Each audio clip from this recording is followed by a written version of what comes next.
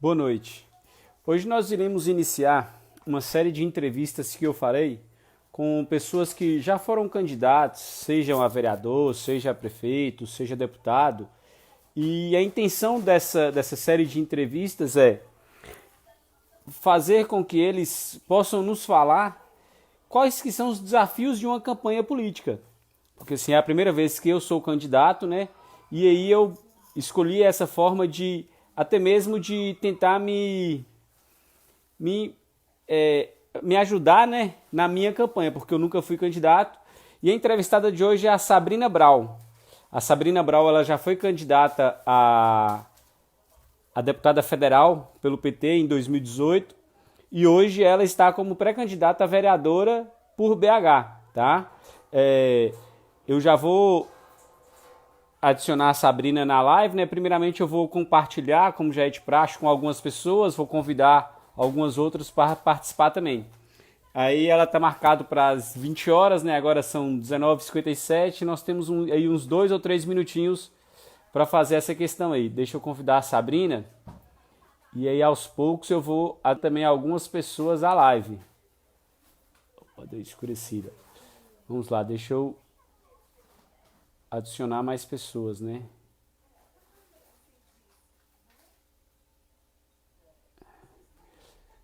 Compartilhar essa live com algumas pessoas, né? Sobretudo algumas pessoas que estiverem online. E aí aos poucos a gente vai fazendo funcionar bacaninha. Vamos lá. Aí já entraram, já temos algumas pessoas, né? Deixa eu aguardar um momento aqui para me convidar a Sabrina. Cadê a Sabrina? Ixi, achei ela. Já enviei o convite para ela, né? Só aguardar ela adentrar aí na live aí. Ela não consta aqui.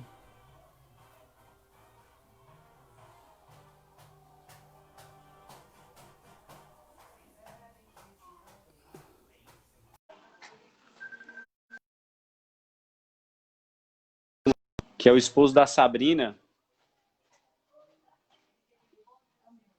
Vamos lá. Aí, estou. Vamos aguardar a Sabrina aparecer, que aí a gente aproveita e assim, enquanto ela não entra, eu vou explicar qual que é de fato a intenção dessa série de entrevistas. Nós estamos em meio a uma pandemia, né? Então é uma campanha eleitoral absolutamente diferente de todas as outras que foram feitas até 1919, né? 1920, quer dizer, porque o último cenário de pandemia mundial que nós tivemos foi no ano de 1900 entre 18 e 20, tá? E assim, o interessante é nós respeitarmos essa questão do distanciamento, mas com tudo isso, como fazer uma campanha? Como ir atrás do voto? Como pedir o voto para o eleitor, né? Haja vista que nós não teremos mais aqueles comícios com aquelas aglomerações que são coisas interessantes, né? Eu já participei de muito comício, enfim. Mas a campanha de 2020 ela é completamente diferente. Ela tem um, vários desafios, né? Tem os desafios de como conseguir o voto, de como ir atrás do voto, e tem o desafio de como fazer tudo isso dentro de uma pandemia, onde que nós não podemos sair para a rua e aglomerar, enfim, tá? Deixa eu ver aqui, deixa eu ver se eu consigo adicionar de novo a Sabrina, convidar ela. Ela até agora não apareceu aqui, mas vamos lá. Opa, isso, ela acabou de pedir para participar aqui. Aí, isto. Vamos ver se ela entrando agora já fica mais fácil. Aí ela entrou na hora certinha, né? Pontual. Ela tá entrando. Vamos aguardar ela aí. Uai, deu errado. Vamos tentar novamente. Porque a Sabrina é que é a pessoa importante aqui. Isso. Vamos lá. Deixa eu ver se ela está tendo alguma dificuldade aqui.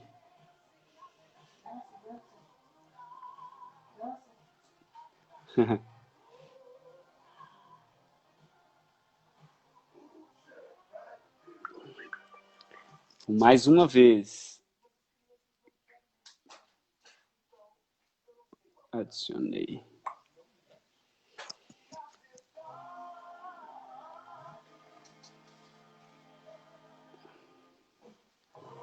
Essas coisas são normais de acontecerem, é tudo meio que uma novidade para todos nós, né? Essa nova forma de se... Oh, parabéns, Sabrina, tudo Ei, bem? tudo bom e você? Tô ótimo, graças a Deus. Sabrina, estava explicando para o pessoal aqui que hoje a gente vai começar uma série de entrevistas, né? Você é a primeira pessoa que vai participar dessa série de entrevistas, onde que nós vamos tentar Sim, debater sobre os desafios de fazer uma campanha eleitoral. sim. Eu gostaria que você se apresentasse, aí eu vou te dar aí uns 5 minutos para você se apresentar, falar sobre suas lutas, falar sobre... Você pode ficar à vontade nesse período aí. Aí logo em seguida eu começo te fazendo as perguntas, tudo bem? Tudo bem. Vamos começar então? Tá, joia, pode ficar à vontade. Se quiser usar o notebook para compartilhar da minha página. Eu vou pedir para compartilhar na minha página também, E, enquanto você está falando né? aí, eu também vou fazendo esse compartilhamento aí, tá joia? Sim. Porque eu tenho duas páginas. Tenho Amigos de Sabrina Palmela Brown, tenho o meu Uhum. Facebook pessoal, o som tá bom? Tá E ótimo, tá tenho a bacana. Sabrina Brown, né, política. Aí eu pedi o Rubi para compartilhar aqui para mim, por favor. Bom, primeiramente, boa noite a todas e a todos. Eu agradeço ao Israel pelo convite e a todos os presentes.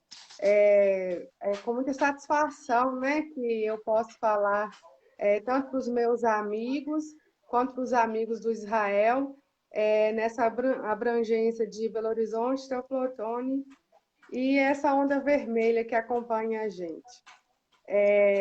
Eu sou a Sabrina Brown, eu estou pré-candidata a vereadora aqui em Belo Horizonte pelo Partido dos Trabalhadores.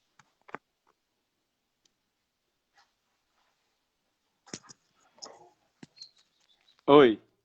Pode Você... falar, pode ficar à vontade. É igual eu te falei, eu vou te dar esses uns minutos aí para você se apresentar, que é também uns minutos que eu vou usar aqui para poder compartilhar.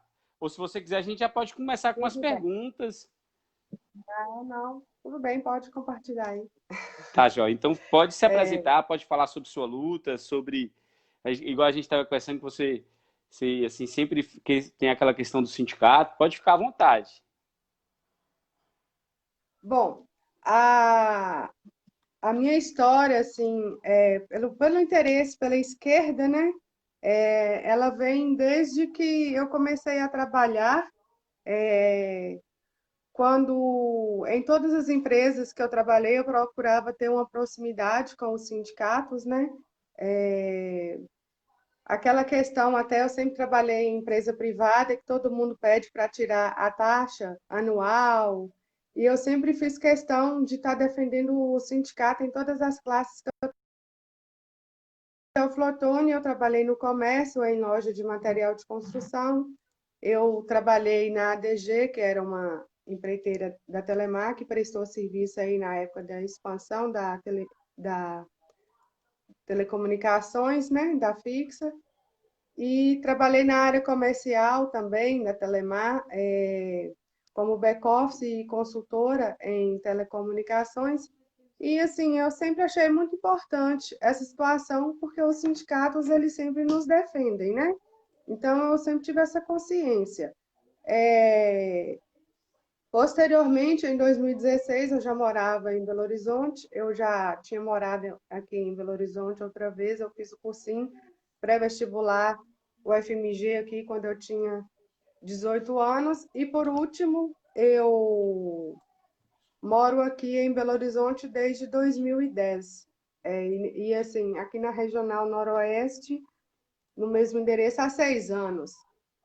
Então, assim, quando eu tive essa vontade, né, de candidatar e de filiar ao Partido dos Trabalhadores, eu já estava em Belo Horizonte, isso aconteceu em 2016, eu me filiei em praça pública, lá na praça da estação, num evento super bacana que o Lula, né, estava presente, e isso aconteceu depois do golpe. E, assim, o golpe, com todas as características, né, de terem tirado uma presidenta legítima e uma presidenta honesta, e com todas as estratégias esdrúxulas que isso aconteceu, foi o que mais me motivou a candidatar.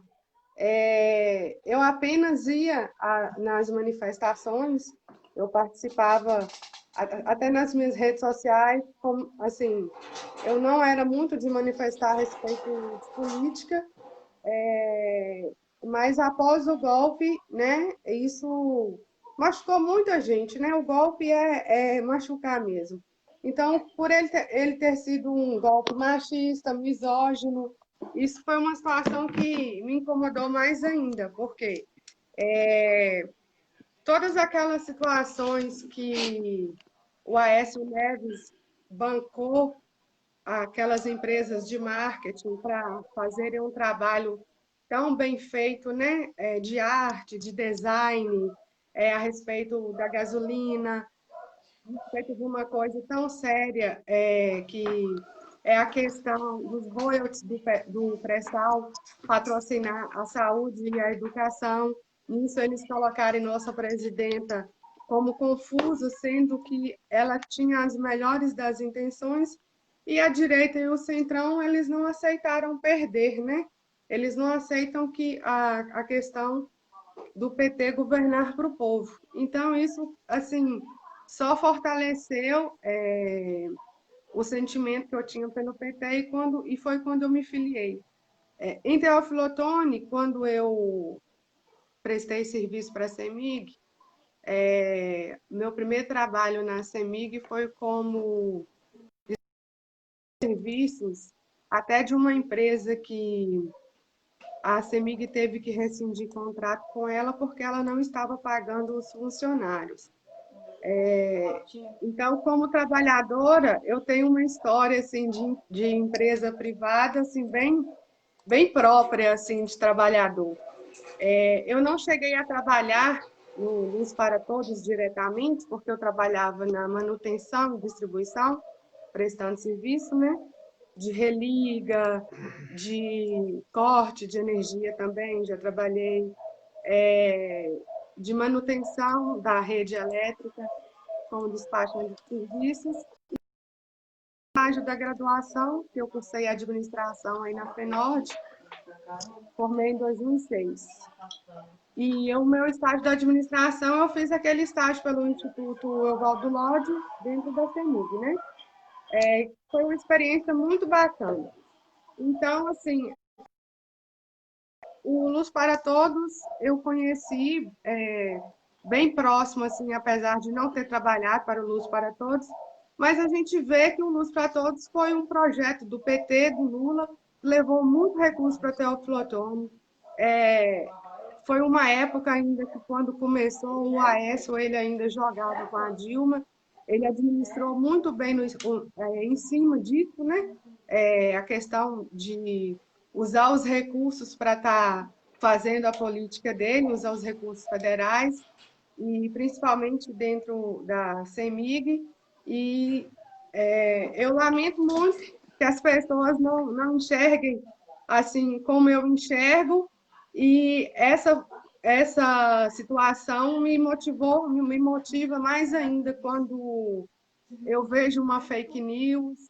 É igual eu te falei, foi um golpe machista, extremamente machista, misógino. E isso, assim, foi o que mais me motivou a candidatar. E eu candidatei a deputada federal. E assim, aí todo mundo fala, nossa, você está dando um passo tão alto, logo a deputada, né? Não começou como vereadora. Porque foi um momento que eu estava envolvida na França, eu participava das manifestações aqui em Belo Horizonte, entrava assim, né, com os companheiros e as companheiras na rua, e isso era muito gostoso, a gente sai de trabalho para o centro, discutir sobre política, essa é a minha vontade. E nisso eu falei, vou candidatar, porque eu olhei de onde eu vim, a grande falta de representatividade que tinha de um deputado de esquerda em Teófilo Otoni. Porque o nosso deputado aí é o Leonardo Monteiro, que ele é de Valadares, um grande companheiro do Daniel Sucupira, né? Uma grande caminhada que os dois têm juntos, inclusive agora o Leonardo ele é pré-candidato a prefeito de Valadares, e eu senti essa carência, eu falei, olha, Teoflotone não tem um candidato do PT. E assim, fui tentando construir, é claro, não é fácil, mas eu fiquei bem firme, sabe? Eu fiquei bem firme e fui enfrentando todas as dificuldades. E assim, não é fácil. Vai ver que não é fácil. Tem que ter seu foco. Muitas vezes as pessoas vão te chamar de sonhador, mas assim, você acreditando no que você, no seu foco e no seu sonho, você vai construindo, sabe? Uma hora dá, eu falo assim, uma hora dá certo, mas você vai construindo e quando você faz o que você tem certeza que está certo, que você está do lado certo, isso te fortalece mais ainda. Quando você caminha pela zona rural de Teoflotone, que você vê aquelas caixas d'água, do MST, o Fritz, você lembra da Dilma. Então, assim, eu fui funcionária da Unipac, quando eu recebia os alunos da universidade e assinavam comigo os contratos, sendo bolsistas do ProUni. Você lembra da Dilma, do Haddad, essa expansão das faculdades que teve no Brasil todo, o Haddad que promoveu isso quando ele foi ministro da Educação, porque antes não existia lei para ter tanta extensão de faculdade, né? Era difícil, era muito difícil abrir uma faculdade no Brasil, mesmo particular. Tanto que começou a abrir muita faculdade de Direito, a OAB ficou em cima. Começou a abrir muita faculdade de Medicina, né? O Conselho de Medicina também ficou em cima. E o Haddad, o que ele fez isso? Ele pegou e fez uma lei para estar dinamizando isso, para que pudesse abrir, né? Como não são os campos de extensão por todo o Brasil. E Teófilo Otoni foi muito beneficiado com isso. Aí também a gente teve a ETA, a Estação de Tratamento de Água e Esgoto, SAMU, UPA, Projeto Federal. São, assim, todos os programas, você sabe mais que eu, são os programas do Lula e da Dilma, e que tem uma grande contribuição do Haddad na educação, quando ministro da Educação do Lula. E, assim, eu tenho esse sentimento, eu sou de Teoflotone e lá foi tão melhorado com a Maria José Haueisen, né, que era amiga do Lula, que conseguiu levar o FVJM, e não foi fácil, foi sofrido, foi uma grande luta, mas deu certo, está funcionando, né? E assim, você comentou comigo sobre o acesso lá, que está muito bonito, e vai melhorando, que a gente não pode deixar perder isso, né? A gente perder as conquistas que o povo já teve. Era muito difícil você entrar na casa das pessoas antigamente, antes de 2002, e não ver uma geladeira, um piso. E Lula, ele veio com Minha Casa Minha Vida e facilitou também, né?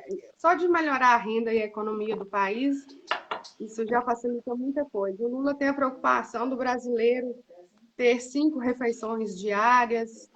Assim, são tantos os programas do PT que não tem como você não apaixonar. e enxergar a realidade. E quando te enviam alguma coisa assim que é chata, você fala assim, nossa, eu falo assim, nossa, que situação, como que essa pessoa tem coragem de acreditar nisso? Eu chego a ficar com dó das pessoas. O meu sentimento que eu tenho quando uma pessoa me envia uma fake news é pena. Assim, eu gostaria muito de esclarecer, mas gente, elas não querem ser esclarecidas, elas muitas vezes elas querem te ofender, ofender o partido e sempre para o lado da fake news. O super honrado, a gente sabe, professor de São Paulo foi prefeito e foi tão atacado justamente por não ser presidente. E o país perdeu muito com isso. E hoje a gente está com essa situação aí que está cada dia mais difícil, né? Quando o tomate, né, o vinagrete, estava alto, estava caro, as pessoas reclamaram tanto. E hoje a gente está tendo dificuldade para comprar arroz e feijão. E até as músicas na época do Lula eram muito felizes, né? Porque além de todo mundo fazer churrasco fim de semana com picanha, ainda tinha o banho de Xandão.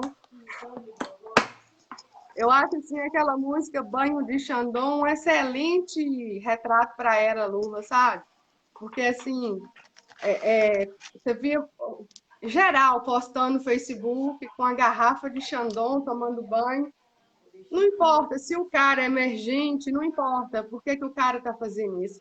É assim, para mim, o melhor meme da era Lula é o banho de Xandão. Assim, é assim apaixonante, não tem como não apaixonar por esse partido. Não tem, porque só tem coisa boa para o brasileiro. Tá, João, então. Então vamos lá, Sabrina, a gente vai começar. Te fazer a primeira pergunta assim, qual que foi a maior dificuldade que você enfrentou ao ser candidata em 2018? Olha,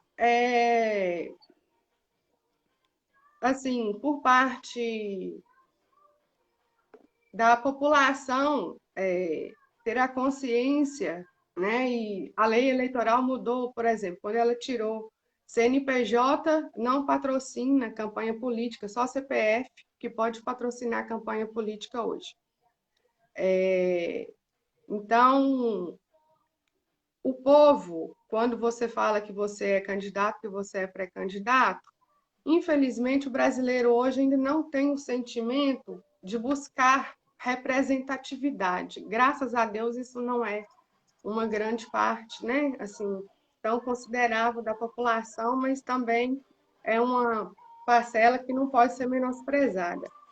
Infelizmente, quando você fala que você é candidato ou pré-candidato, é claro que ninguém vive de amor, né?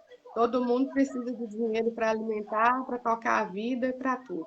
É o aluguel que tem que pagar, é o filho, né, que tem que ser criado. Mas, assim, muitas pessoas aproximam da gente querendo extorquir, sabe? Eles te fazem propostas e a partir do momento que você não sai com um jogo de cintura muito, assim, tranquilo com essa pessoa, essa pessoa começa a te atacar. E isso aconteceu desde lideranças comigo, né? Desde lideranças ou ditos líderes. E são aquelas pessoas que falam assim, eu tenho 300 votos, você me dá 10 funcionários e 2 carros que eu te dou 300 votos. Assim, são propostas que não é o que a gente defende, mas infelizmente é isso que acontece. Assim, eu penso que a gente tem que procurar representatividade. Nós temos causas em comuns e eu vou escolher tal pessoa para me representar. Infelizmente, uma grande parcela da população, eu falo de Belo Horizonte, capital, eu falo de Teófilo Otoni, que eu fiz um tempo de campanha em Teófilo Otoni também, e a dificuldade que eu tive foi essa, foi a falta de consciência do cidadão brasileiro ainda saber o que significa o voto dele. Eu defendo o seguinte, o fundo eleitoral pelo seguinte, o fundo eleitoral ele democratiza o processo político, porque se o candidato ele não tem nenhum recurso, ele não é filho de um rico, ele não tem como fazer campanha. E é claro que ele pode ser eleito pela representatividade, é claro que ele pode ter um grupo dele, sim. Só que o processo todo envolve gastos. Então, ainda que mínimo, realmente a gente precisa, sabe? E eu fui fazer política em Teoflotone, por exemplo, concorrendo com candidatos da cidade e da região, que teve 1 milhão de recursos, que teve 500 mil, que teve 900 mil, que teve 1,5 milhão. E assim, eu tive 10 mil reais de fundo eleitoral e quando você fala assim, ah, não tem que ter fundo eleitoral, você está tirando a oportunidade do pobre concorrer às eleições. E se faltar o fundo eleitoral, somente o rico, né? A gente fala os grandes latifundiários, os grandes empresários, somente eles vão concorrer às eleições. E se isso acontecer em nosso país, infelizmente, toda essa subserviência que voltou para o Brasil, a gente vai só afundar cada vez mais. E o Brasil ele precisa muito novamente levantar a cabeça e ele tem que fazer o papel na história dele como o papel principal, não é ficar só vendendo matéria-prima, como acontece na mineração. A gente está em Minas Gerais, eu estou em Belo Horizonte, Teoflotone também tem um grande impacto da mineração. E ocorreu grandes desastres, o recorde de acidente de trabalho foi a situação das barragens, está em primeiro lugar, né, que perdeu mais vidas, foi a situação das barragens aqui em Minas Gerais, Mariana e Brumadinho, e é tirado daqui o minério na maior cara de pau. Eu seria uma profissional muito triste se eu tivesse inventado o agroduto. O que eles fazem? Eles enviavam o minério no trem da Vale para Vitória, para o Porto de Vitória. Começaram a colocar esse minério num duto empurrado por água da mina, uma água limpíssima, super potável, e empurram essa água para o mar. Essa água não tem volta. Com as crises hídricas que a gente passa aqui, infelizmente hoje Belo Horizonte tem falta de água, porque o Pimentel ele fez uns trabalhos muito bacanas aqui com as bacias que alimentam Belo Horizonte, mas há uns anos atrás faltava água em Belo Horizonte, na região, e algumas cidades da RMBH. Hoje, você assiste no jornal, tem 3 cidades faltando água. Assim, é muito triste, sabe? E o que acontece? Tem toda essa... o Brasil tem toda essa riqueza e não fica nada aqui. Isso teria que ter mais imposto, isso tem que ser investido mais na comunidade, não é só colocar lá em Inhotim, ó que lindo, ó que belo. Tem gente que não tem condição de ir a Inhotim, porque tem uma entrada, terça-feira não paga nada e tal. Mas, assim, esse recurso tinha que ficar aqui nas comunidades. No entanto, o que acontece com as pessoas que moram nessas comunidades? Geralmente, essas pessoas que perderam as terras com o rompimento dessas barragens, elas estão lá por serem terras mais baratas, porque não são terras férteis, por ter minério. Foi terra que o latifundiário não quis para produzir. Então, está lá quilombola, tribo indígena, que infelizmente perderam sua terra, e outras pessoas também que não são desses povos, mas que perderam sua terra e estão desamparados hoje. E assim, você fere todos os direitos, você expõe a pessoa a todas as violências quando você tira a casa e o ganha-pão, né? O trabalho. Isso é uma situação muito triste que a gente está vivendo no Brasil, né? E E a gente podia estar assim, sendo dono do nosso nariz e produzindo coisas mais industrializadas. Então, se o brasileiro ele não firmar o pé agora e olhar bem em quem que ele vai votar, vai ficar uma situação cada dia mais difícil, porque a gente tem um governador que ele chama a polícia para bater em trabalhador. Inclusive agora na reforma da Previdência Estadual, ele colocou atirador em cima da Assembleia Legislativa e 2 dias antes cercou a Assembleia toda. As professoras em 2018 da Educação Municipal aqui em Belo Horizonte, elas acamparam de frente à prefeitura na Avenida Afonso Pena, aqui em Belo Horizonte, e o Calil chamou o choque, elas tomaram gás de pimenta, não só ela, como todos os trabalhadores ali próximos, e quem mais estava passando no local. Então, assim, você chamar polícia para bater em quem está ali pacificamente, idosas, inclusive professoras da rede municipal da educação básica, professora de um meio de creche, você chamar a polícia para trabalhador é muito triste. E eu nem fui ainda na situação da polícia que sobe na favela e infelizmente, movido principalmente pelo racismo, né? Tem tanto índice ainda de atrocidade. Bom, fui até além da sua pergunta, né? Mas Sim, eu até isso. queria Vai fazer uma pensando assim. observação.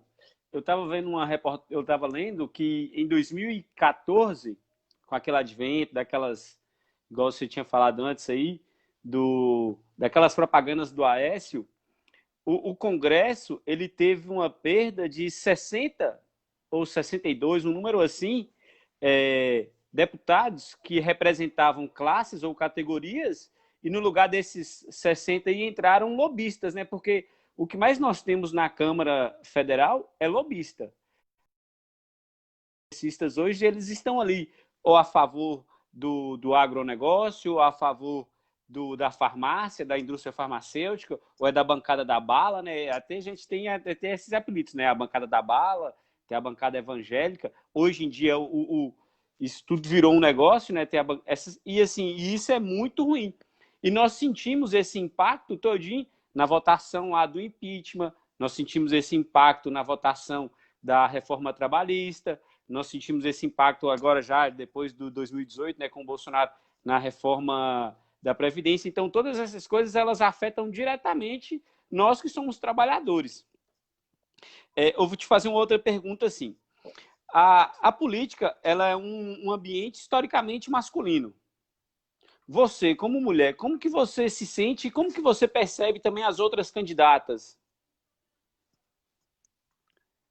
Olha, não é fácil, não. É engraçado, quando eu candidatei a deputada federal, teve muito locutor nos eventos que a gente estava presente que falava o nome de todos os furacões dos Estados Unidos, menos Sabrina, que nunca teve esse furacão. Falava Katrina, nossa, Karina, candidata, deputada, nossa, era muito engraçado. É, mas eu conseguia, né, reverter isso. E o que que acontece? A gente precisa muito da representatividade feminina. Não é sempre que a gente aceita, não, porque alguns homens, eles pensam assim, tem que ter, né? Eles já pensam na cota. Só que a gente quer muito mais que isso, a gente precisa ocupar os espaços políticos. Geralmente, quando você tem apoio de um candidato, ocorre muito de um ou outro, parece que fica até com medo, assim, de você tomar os votos dele, sabe? E eu, por exemplo, eu nunca fui invasiva. Eu sempre respeitei os votos do colega. Agora, por exemplo, para vereadora, teve candidato que me apoiou para o Conselho Tutelar. Quando eu tenho conversa com os eleitores dele, que são amigos deles, já falo, olha, seu candidato. E eu sempre quis me apresentar. Agora, eu penso que, assim, que as mulheres elas têm que ter essa consciência. Aqui em Belo Horizonte, você falou do PSC, aqui em Belo Horizonte tem um vereador atualmente do PSC sendo investigado por homicídio. Isso foi para a Polícia Civil foi parar lá na Câmara Municipal há 15 dias atrás. Tem um outro vereador aqui em Belo Horizonte que, além de pedir moção de aplausos para o presidente elogiando sobre as tratativas com a pandemia, ele alterou o nome dele, ele incluiu o Bolsonaro no nome dele. E a gente sabe o quanto, né, o presidente ele é machista e misógino e o tanto que ele já se declarou assim. E o que é pior, aqui em Belo Horizonte também na Câmara Municipal, foi uma vereadora, aliás, ela propôs o dia de combate ao feminicídio, assim como a Marília propôs e conseguiu no estado de Minas Gerais, a Marília deputada. E, infelizmente, em Belo Horizonte, os vereadores que compõem, em grande maioria, né, a Câmara Municipal, porque a maioria é homem, os vereadores não aprovaram o dia de combate ao feminicídio. Então, assim, é uma situação tão ridícula que se a gente não tiver o posicionamento de nós ocuparmos espaços políticos, a gente vai ter sempre muita dificuldade, o índice de... E isso aconteceu quando foi encontrado aqui em Belo Horizonte o corpo de uma garçonete dentro de uma geladeira, na mesma semana. E o ex dela, aliás, o atual namorado dela, tinha matado e colocado o corpo dentro da geladeira e o ex-marido foi tentando falar com ela até que chegou na casa dela e encontrou. São situações que a gente vê na televisão, sabe? E o pessoal, eu penso que são motivos para a gente tomar consciência, o porquê que tem que ter mais representatividade feminina. Quando houve, lá em 2000... Oi. Não, eu só queria fazer uma observação que estava vendo também, né? Eu gosto muito de ficar zapeando reportagens. Em Belo Horizonte, nós teremos um candidato homem pelo Partido da Mulher. O PMB, né, vai ter um candidato, acho que é Cabo Washington, né, um policial militar. Ele vai ser candidato a prefeito pelo Partido da Mulher. Isso é uma coisa, assim, absurda. Isso deveria ser uma coisa impensável, mas o Brasil, né, ultimamente, tem nos envergonhado muito. Mas assim, a lei fala que tem que ter 30% de um gênero e 70% para outro. A partir da mulher? Esse eu não vi, não. Ele foi aprovado Cabo em Xavier. convenção. Eu acho que deixa eu ver aqui, eu até pesquisei a reportagem, que é Cabo Washington Xavier, isso mesmo. Ele tem 48 anos, e depois eu vou até... Poderia mostrar a cara dele, mas não. Então, tem que ter 30% de homem e 70% de mulher. Sim, mas eu tô falando assim, o Partido da Mulher ele poderia ter uma mulher como candidata a prefeita, né? E poderia ter um homem, talvez, como vice. Não um homem. Sim. Eu achei isso um Sim, agora eu absurdo. entendi. Eu estava interpretando a lei ainda. Com certeza. Realmente é muito absurdo. E o que a gente mais precisa, assim, é ocupar os espaços políticos, porque são várias situações que... São várias situações que o homem ele nunca vai falar por a gente. São situações que o homem ele não tem como discutir por nós, ele não enxerga, ele não tem o O homem nunca vai sentimento, ser ele não tem feminista, os né? hormônios. Nunca, pois é. Eu posso ser amigo do Assim, por feminismo, ser exemplo, feminista jamais. é verdade. Quando falta vacina, no posto de saúde, quem mais sofre é a mãe. É claro que os pais acompanham, vão de vez em quando, mas quem mais sofre é a mãe. Eu penso que está tudo muito escancarado e o que mais me motiva a candidatar é por eu estar consciente de como são as coisas e de querer levar para as pessoas essa minha consciência e que elas se tornem conscientes como eu. Porque o que acontece? Quando lá em 2016 congelou os gastos da saúde, com o Temer, isso começou com o Temer, a gente está vendo os reflexos na saúde hoje. Falta vacina. Aí o governo, né, divulga que não cumpriu as metas de vacinação para crianças até 4 anos. Mas o que é que acontece? Você também tem bebê, mas aqui em Belo Horizonte, tanto eu quanto minhas amigas de outras regionais, a gente foi ao posto de saúde antes e durante a pandemia e faltou vacina.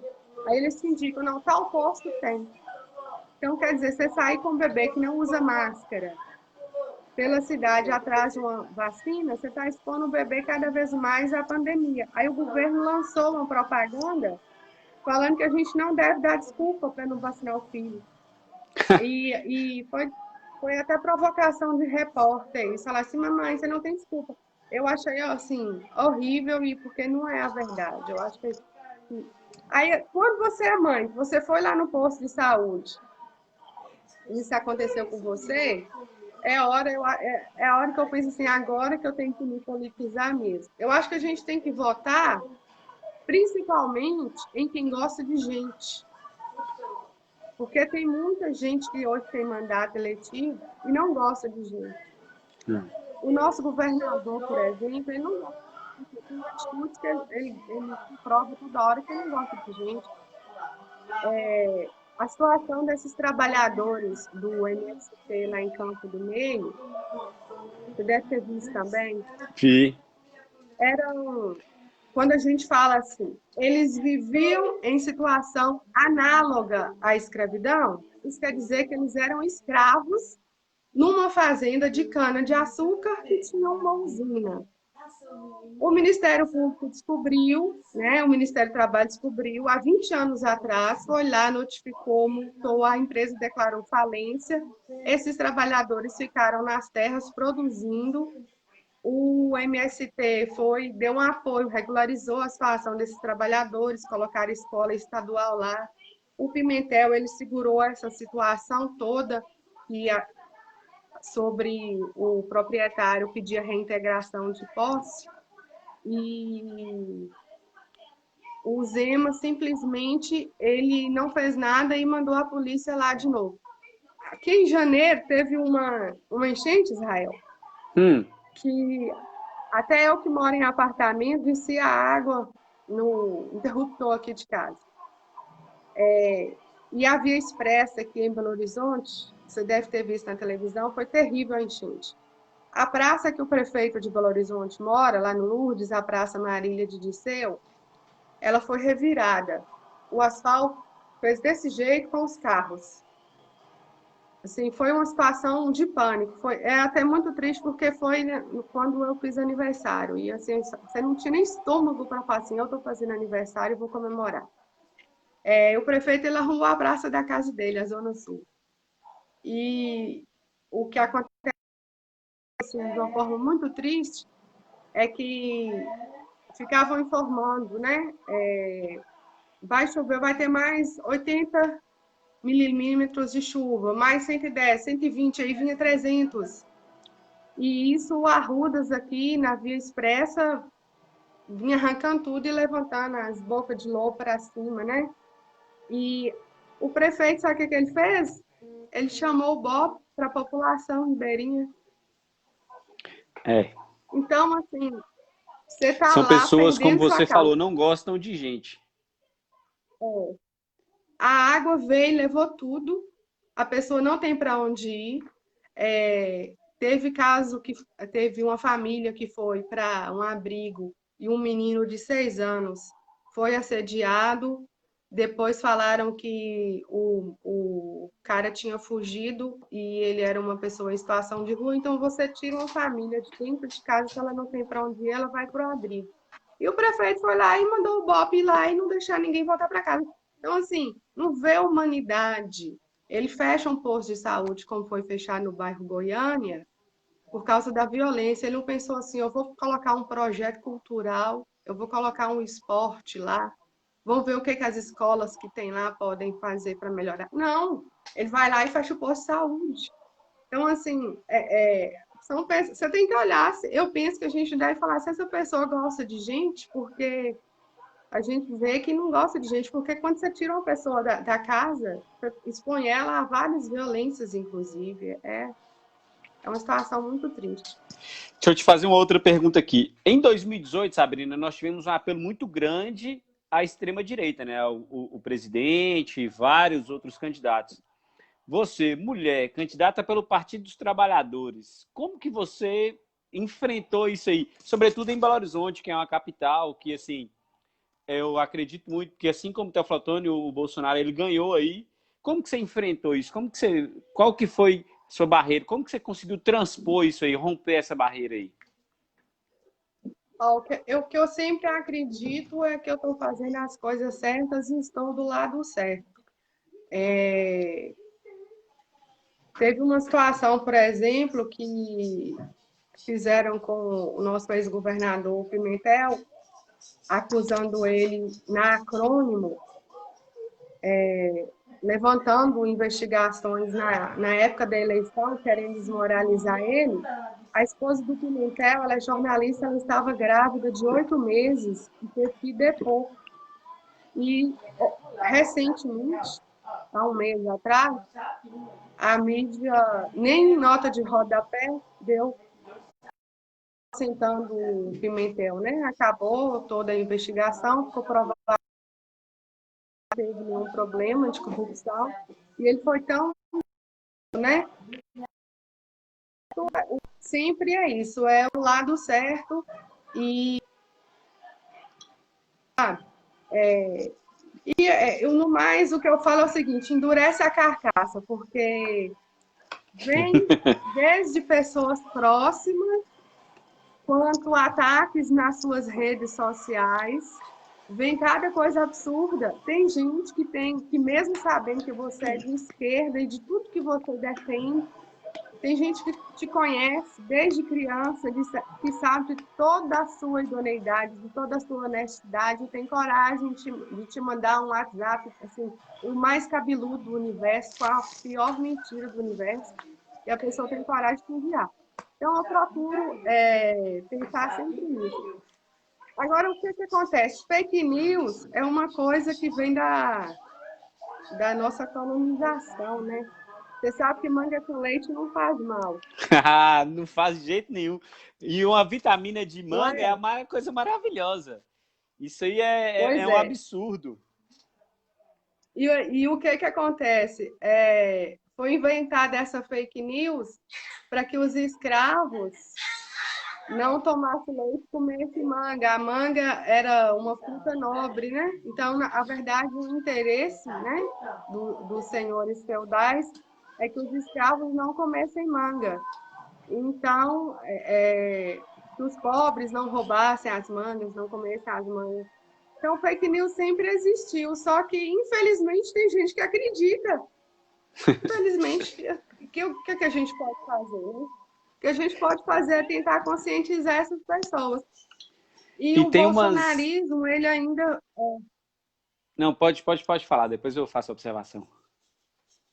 O bolsonarismo ele foi orientado pelo Bannon, que foi o mentor da campanha do Trump também, onde ele ensina magoar as pessoas, ele ensina caluniar as pessoas.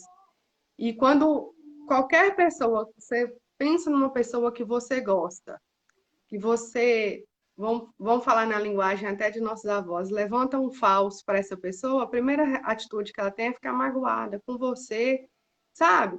E eles trabalham dessa forma. E o Bannon, ele ensinou o Trump, que ensinou o Bolsonaro, e que também foi um movimento entre alguns evangélicos dos Estados Unidos, que andou difundindo aí esses ensinamentos de magoar, de atacar, de minar. Muitas vezes tem um grupo forte, muito bem formado.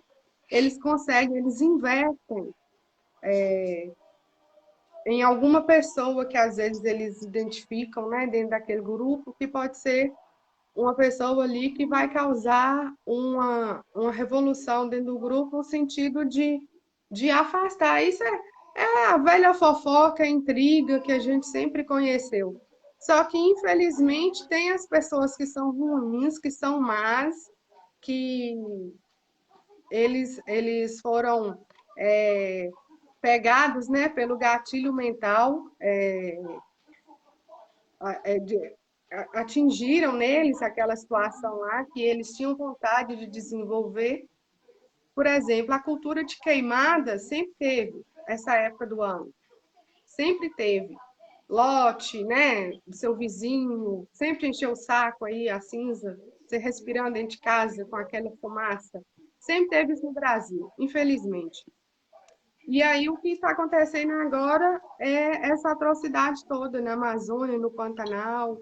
E eles são pessoas assim tão assim nojentas que o vice-presidente, quando questionado por que é que o vídeo que ele disse que era da Amazônia Sadia, que tinha um mico-leão dourado, ele fala assim, o pessoal lá do Pará pesquisa assim, o mico-leão dourado, ele é das matas, né, do Rio de Janeiro. Então, assim, fizeram um vídeo ali no Rio de Janeiro, o pessoal do Bolsonaro falou que era da Amazônia e falou que não está acontecendo queimada em lugar nenhum. E, assim, a gente sabe o que está acontecendo. E a gente sabe que muitas empresas, muitos latifundiários, eles não fazem questão, né? Eles destroem o bioma da região para lotear algumas vezes. Quantas áreas de proteção ambiental são queimadas para que aconteça um loteamento ou para transformar em pasto. Então, assim, eles atingiram os sentimentos de pessoas ruins e colocaram esse monstro, né, dentro do Brasil. A pandemia podia estar tendo uma situação bem mais amena, tranquila. Por exemplo, se a educação tivesse os investimentos que a Dilma, o Lula colocou na educação, até o FMG hoje já teria essa vacina. O nosso governador, ele tirou da FUNED, quando o Zema assumiu, ele não sabia o que é a FUNED. Eu brinco muito que a FUNED aqui perto de casa, e lá tem umas cobras, sabe? Assim, que lá desenvolve soro fisiológico, vacinas, os testes da Covid. E o Zema, quando ele assumiu, ele não sabia o que é FUNED. O Zema tirou o diretor da FUNED, um funcionário de carreira qualificado, e colocou um cara especialista em balística.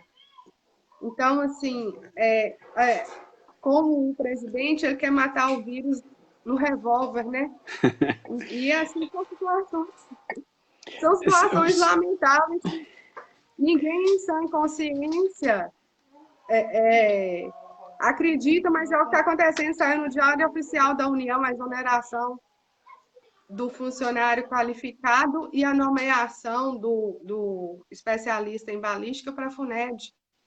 A FUNED, né? É bom lembrar, né, que é a Fundação Ezequiel Dias, que o Zema não conhece de jeito nenhum.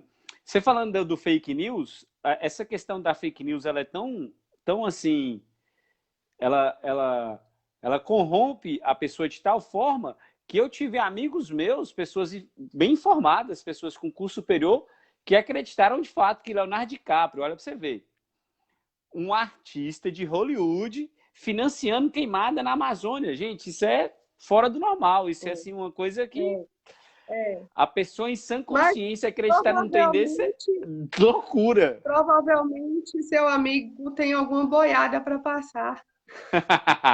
Pode ser que tenha mesmo. Ô, Sabrina, você estava falando da Covid. Nessas eleições de 2020, nós temos essa questão aí. Como que você está lidando com isso? Porque você tem uma criança, se eu não me engano, tem 1 ano e assim, como que você está lidando? Isso, porque nós não podemos ser agentes transmissores dessa doença. Como que você está fazendo para fazer sua campanha? Explica para a gente aí. Olha, Israel, eu não quero mesmo ser um vetor de transmissão. Eu preocupo muito com a minha saúde. Nós temos plano de saúde aqui em casa, mas eu preocupo com toda a população de Belo Horizonte, que é onde eu convivo, né, onde eu moro e onde eu sou pré-candidata a vereadora. Eu me preocupo muito com essa reabertura até dos bares que está acontecendo. E é muito estranho quando você vê um acidente em cachoeira, alguma coisa em festa, você vê família voltando de sítio e tendo acidente na estrada, quando era para a gente ficar isolado. Não é fácil, não é fácil. Mas eu tenho uma criança de 1 ano e 8 meses e a OMS, inclusive, fala que criança menor de 2 anos usa máscara, assim como idosos, pelo risco de asfixia. Eu já tentei, né, educar minha filha para ela usar máscara, porque uma hora ela vai ter que usar, se não vier a vacina, e eu já dei umas máscaras para ela ficar brincando dentro de casa. Então, eu não posso expor a Laura. Uma outra situação também, o meu esposo, ele é do grupo de risco também, e eu preocupo comigo. Antes de eu me candidatar, eu deixei um contrato de trabalho, porque não teria creche. Isso no começo da pandemia. Não teria creche. A pessoa que eu teria para ficar com a Laura, ela mora num bairro distante, ela teria que pegar o transporte público, ela não poderia dormir aqui em casa. Eu não teria um tempo hábil para eu confiar na pessoa, para a Laura acostumar com a pessoa.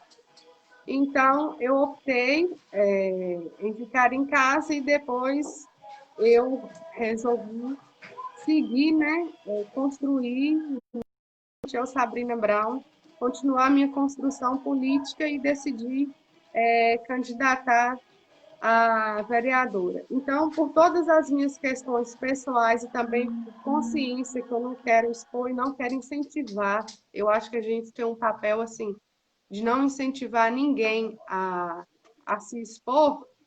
Então, eu procuro fazer minha campanha nas redes. Eu penso que quando você liga para uma pessoa hoje, é um luxo receber uma ligação. E se eu tiver que sair da minha casa, quando acontece, assim, cumprindo todas as normas de segurança, né? Usando máscara, sempre o álcool. Eu acho, às vezes, que eu estou até muito neurada com isso. Quando não entro de sapato dentro de casa. Tem todos os cuidados. Mas, assim, a aglomeração, infelizmente, não dá. Não dá. E as convenções do partido, felizmente, as reuniões, as plenárias têm sido virtual. Isso foi até um dos motivos que me fez topar ser candidata.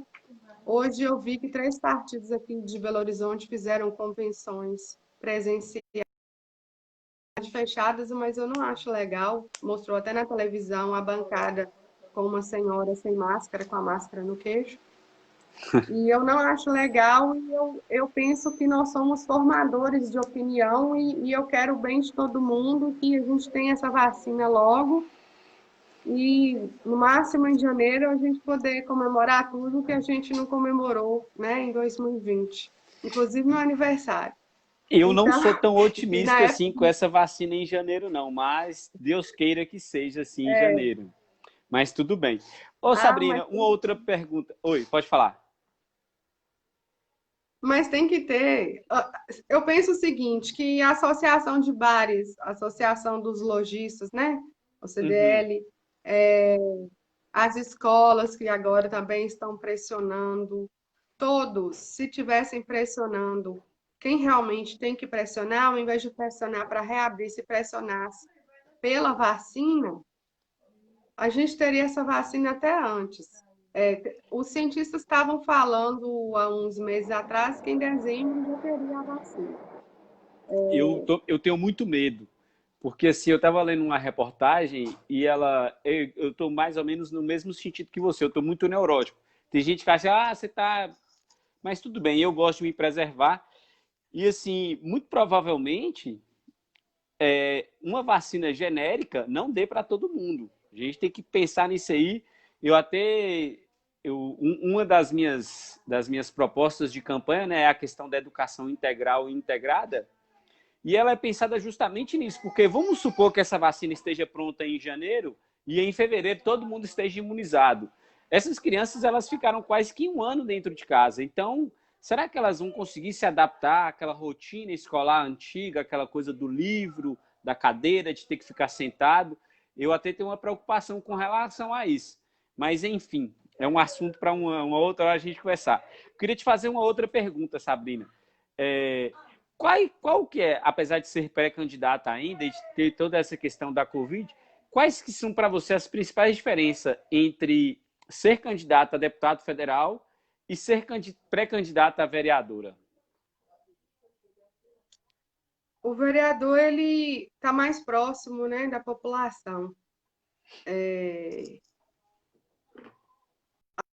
As também são maiores, porque tem muito mais candidato e quem está concorrendo com você é o seu vizinho. Por exemplo, você vai à padaria, conversa com... Você sai de lá achando que essa pessoa...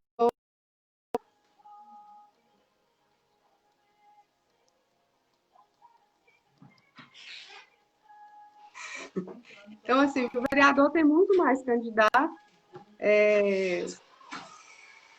Assim, eu penso que é mais difícil. Olha, eu concorri ao Conselho Tutelar aqui em Belo Horizonte pela Regional Noroeste. Achei o voto mais difícil ainda, gente, porque eu conheço talvez pessoas em outras regionais, né? O maior número de pessoas. E aí limitou somente a Noroeste. E aí eu acho que vai ficando mais difícil, sabe? Então, você acha Porque que vai quanto afunilando, menor, mais complicado, é, né?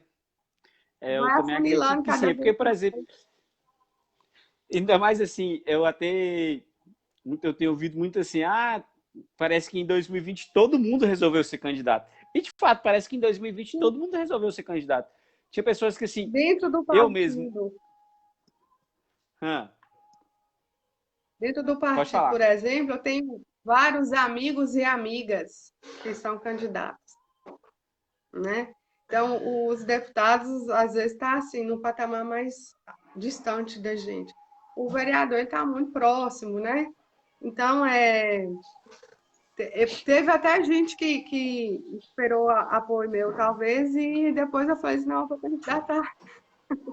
Então, são situações que a gente vai levando. Aí eu falei, não, a minha vontade é candidatar, é continuar construindo, né? Até pelos rumos que eu vi que foi tomando o cenário de Belo Horizonte na Câmara Municipal, com todas essas coisas que aconteceram. Então, eu penso, assim, cada vez mais por parte, assim, que tem que haver ocupação feminina nos espaços políticos, porque nós somos as mais afetadas, sempre, nós mulheres, nós mães. Agora, por exemplo, as mulheres são as que trabalham mais na pandemia, se elas estando desempregadas ou empregadas. Quem está com home office tem que cuidar de filho, marido, tendo a divisão dentro de casa ou não, o serviço doméstico todo e fazer o serviço do escritório. Então, assim, a mulher é sempre muito sobrecarregada. Se vai ter demissão na empresa, é muito comum que as mulheres sejam demitidas primeiro. E a gente sabe que, infelizmente, a nossa sociedade pensa muito na situação de demitir a mulher logo depois da licença maternidade. Então, nós sempre somos muito prejudicadas com isso. Então, a gente tem que ocupar, porque somos nós que vamos mudar as leis, somos os espaços, de forma que a gente possa transitar em todos os espaços. E, por exemplo, quando eu vejo uma rua que não é bem iluminada, quando eu vejo um transporte público, e muito antes de ser o vetor de transmissão da pandemia, ele já colocava a mulher numa situação de risco de ter um assédio, eu tenho que ser mulher para eu enxergar isso. São poucos homens que veem isso. Então, a mulher, ela preocupa com muito mais coisas. Ela preocupa, geralmente, a mulher que cuida dos filhos, cuida dos pais. Então, situações de saúde, educação, transporte, mobilidade, tudo, tudo a mulher, ela tem uma visão diferente por ela ter um acesso diferente, às vezes um acesso restrito, né? Aquele lugar, eu não posso ir naquele lugar, porque aquele lugar é perigoso, porque eu não posso passar ali, porque ali eu posso ser assaltada, eu posso ser estuprada. Então, a gente não tem que conviver com esse medo. É muito ruim ter que conviver com esse medo, né? Então, se a gente não ocupar os espaços políticos, a gente nunca vai mudar esse país. E ainda ter que ouvir desaforo de energúmeno é complicado. É pesado. Falou lá que mulher tem que ganhar menos porque é engravida. Ele é completamente machista e misógino, ele não gosta dele, ele não gosta da mãe dele, ele não gosta da esposa, da filha de ninguém. Isso já ficou provado. Mas, É. assim, a gente tem que ocupar, sim, tá? E nós temos todas as condições, nós somos mais de 50% do eleitorado brasileiro. E por que a gente vota em homem, gente? Por quê? Por quê? Então, assim, a gente tem que ter mais consciência em relação a isso. Então, é pegar a pauta, vamos supor, se eu escolher um candidato, né, para votar, pegar a pauta, o que ele defende, qual que é a consciência dele, entendeu? Aí, beleza, ele vai me representar. Mas se for uma pessoa diferente disso, igual elegeram o presidente do Brasil, não cabe as mulheres votarem nele, entendeu? Então, eu penso que a gente tem que olhar muito isso e nós somos responsáveis, porque nós somos mais de 50% do eleitorado, nós somos responsáveis. Tá. Ô, Sabrina, o tempo nosso, né? A gente tinha combinado 1 hora, já até Isso. ultrapassou. Mas aí o que eu vou fazer? Nesse final, eu vou deixar para você fazer suas considerações e expor também quais que são, né, na verdade, suas metas a vereadora. E eu torço muito por você, tá? Bom, eu levanto as bandeiras, né, em defesa das demandas e dos direitos das mulheres, das crianças, dos adolescentes, das juventudes, da habitação, da mobilidade, né, do transporte público, da educação. E eu falo assim que a gente precisa construir uma Belo Horizonte que promova qualidade de vida para as trabalhadoras e trabalhadores, por mais vagas em creches públicas e, primeiramente, o essencial é vencer a pandemia, seja incentivando, né, a vacina e, posteriormente, a logística de vacinação. Entendi. Sabrina, eu te agradecer novamente pelo convite. Eu gostei muito do bate-papo, muito mesmo. Eu queria avisar para todos, né, e até para você mesmo, caso você queira retirar trechos, esse vídeo ele vai para o YouTube, ele está lá na minha página. Eu vou te mandar um link, se você quiser colocar na sua também. Eu até agradeço, né, que nós nos ajudamos a nos Sim, divulgar, né? E assim, gostei sim. muito, muito mesmo assim do papo. Foi muito interessante, igual a gente viu assim, muitas pessoas interagindo aí. Teve a Tatiana, ela falou que realmente todas essas coisas das quais você falou são muito interessantes. E tem gente que está meio assim, avoado, não está muito preocupado com isso. Ah, sim, você quer olhar se tem pergunta nos comentários, TV? Quero, posso olhar. Eu vi uma, que foi a do Carlos, mas a gente pode ver se tem uma outra. O Carlos, né, perguntou como que você pensa em romper essas barreiras. Eu acredito que foi só ele que fez essa questão mesmo. Mas pode ficar à Sim, vontade. O espaço é seu. tá, tá. O Rubi, ele tinha me mostrado essa pergunta, mas eu não entendi que era isso que ele estava me falando. O que que acontece? eu penso em romper essas barreiras conscientizando as pessoas, provocando nas pessoas a reflexão sobre todo esse processo, esse cenário, né, essa conjuntura político-econômica que a gente está passando agora. É igual eu falei anteriormente. A mãe, quando ela vai no posto de saúde vacinar o filho que não tem a vacina, muitas vezes ela não sabe que isso acontece porque foi congelado, né, os gastos da educação. Isso, a PEC dos gastos, da saúde, olha eu, da saúde. Então, Mas na é educação que também, né? aconteceu. Mas é porque eu falei da vacina, né? Sem Enfim, problema. aconteceu. Foi, e assim, é, se não tivesse sido congelado da educação, foi como eu falei, de repente a UFMG estaria desenvolvendo essa vacina, entendeu? Então, Verdade. assim, quando você tira os gastos da educação e da saúde, as consequências são drásticas. Então, eu penso nisso, me está provocando na população, e principalmente nas mulheres, a reflexão de saber os porquês, por que as coisas estão acontecendo. Outro dia, acho que foi até no Instagram, eu perguntei a uma pessoa se ela já tinha conversado com um morador de rua e se ela imagina o porquê que aquela pessoa foi parar na situação de rua, né? Muitas vezes ela pode ter tido direitos violados, uma sequência de direitos violados. Muitas vezes a pessoa não foi forte, não foi firme para continuar lutando, não quer dizer que ela tem vícios, não quer dizer isso. Muitas vezes foi uma sequência ou já nasceu com todos os direitos violados, entendeu? E que ela chegou nessa situação de extrema vulnerabilidade, que é morar na rua. Então, é por isso que eu falo, assim, a gente tem que procurar conscientizar, porque são as políticas públicas que promovem a qualidade de vida da gente, porque é com vacinação que a gente tem qualidade de vida.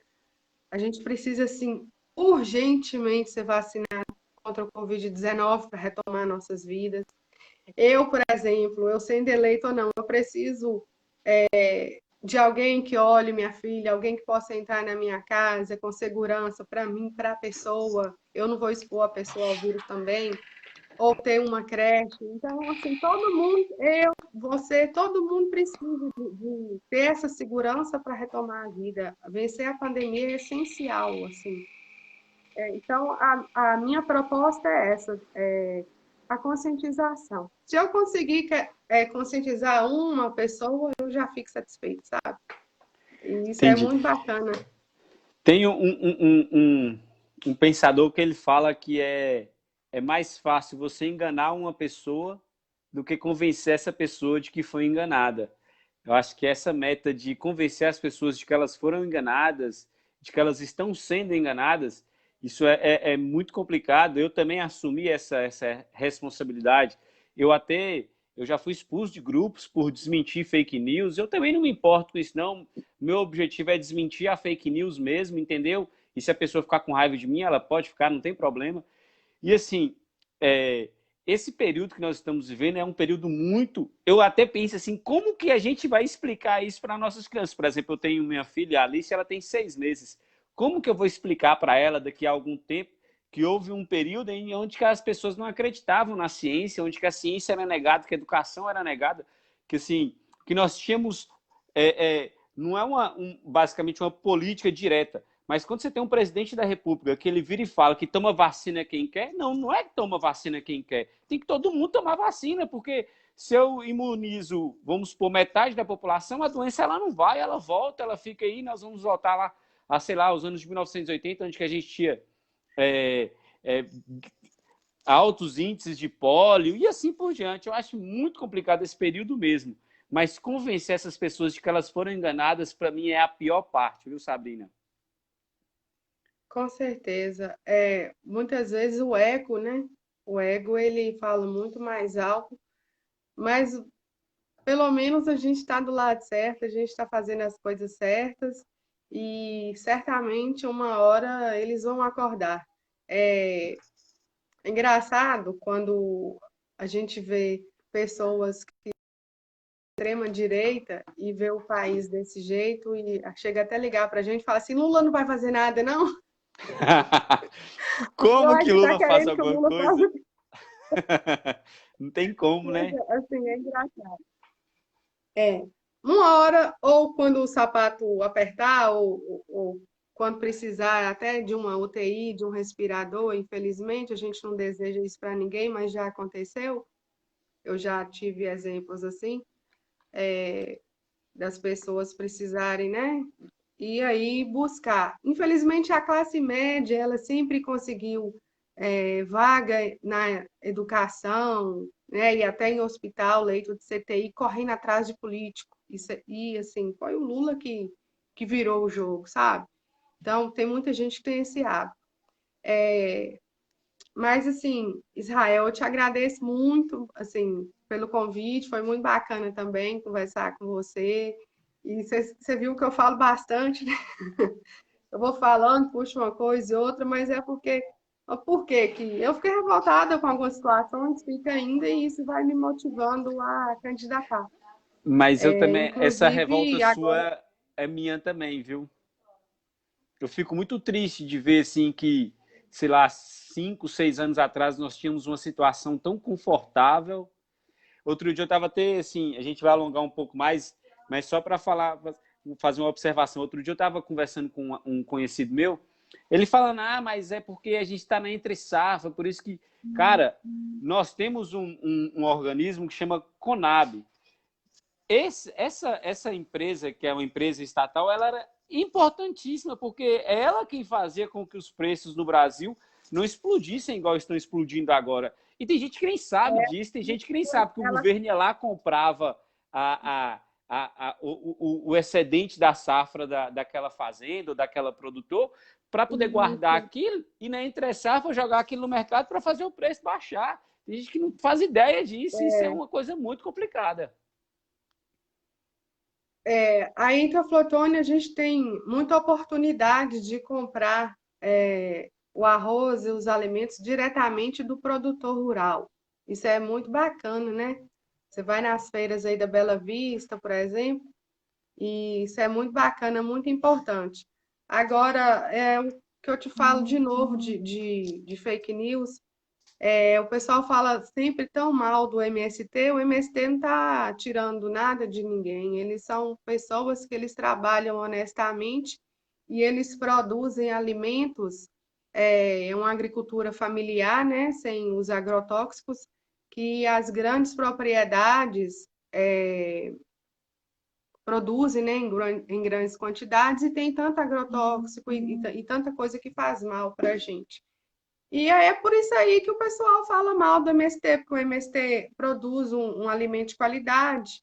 E aí é mais uma outra fake news. Eu penso que a gente deve procurar comprar do produtor da agricultura familiar. Isso a gente encontra em todas as cidades. Aí ainda é mais fácil. Aqui em Belo Horizonte tem no Armazém do Campo, a gente vê, às vezes, aqui no bairro mesmo, na praça, tem uma moça que fica com a banquinha na quinta e na sexta de manhã vendendo, sabe, as verduras. Tem um outro supermercado aqui também, que a gente compra coisas que vêm direto da agricultura familiar.